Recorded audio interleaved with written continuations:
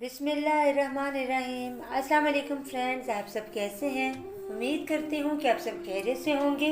अल्लाह आपके रिस्क में बरकतें पैदा करे, आपको ढेरों खुशियाँ अता करे, आपको हर मुसीबत हर बला से अपने हिफ्ज़ ईमान में रखे।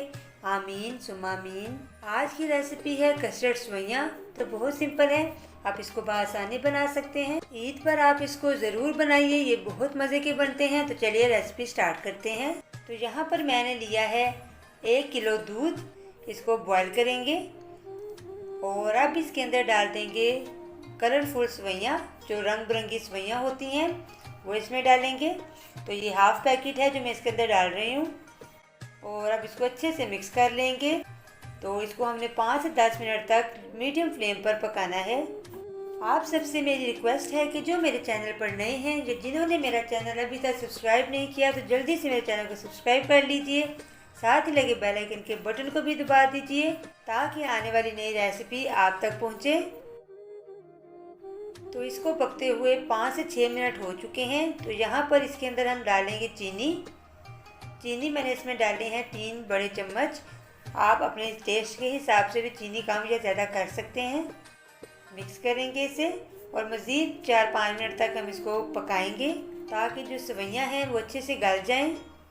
तो यहाँ पर मैंने आधा कप दूध लिया है, इसके अंदर मैंने 2 चम्मच डाले हैं वनीला कस्टर्ड के और इसका कलर जो है वो वाइट है। आप किसी भी फ्लेवर का कस्टर्ड यूज़ कर सकते हैं।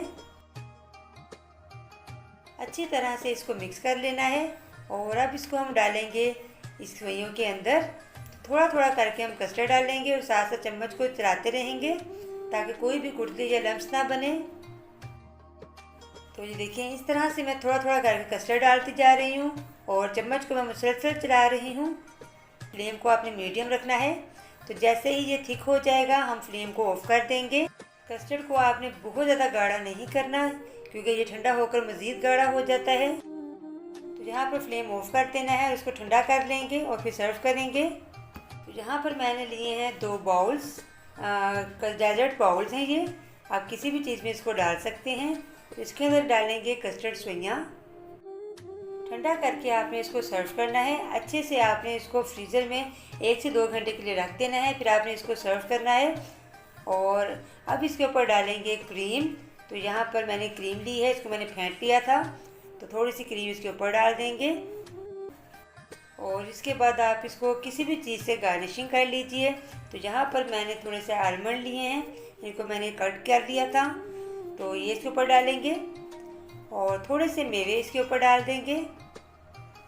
आप चाहें तो कोई भी ड्राई फ्रूट इसके ऊपर डाल सकते हैं जो आपको पसंद हो। कस्टर्ड सेवइयाँ रेडी हैं, आप इसको ईद पर ज़रूर बनाइए। बहुत ही कम चीज़ों से ये रेसिपी तैयार है और ये बहुत मज़े की बनती है। आप इसको ज़रूर ट्राई कीजिए और कमेंट बॉक्स में मुझे बताइए कि मेरी रेसिपी आप सबको कैसी लगी है। मुझे अपनी दुआओं में याद रखिएगा। नेक्स्ट वीडियो तक के लिए मुझे इजाज़त दीजिए। अल्लाह हाफिज़।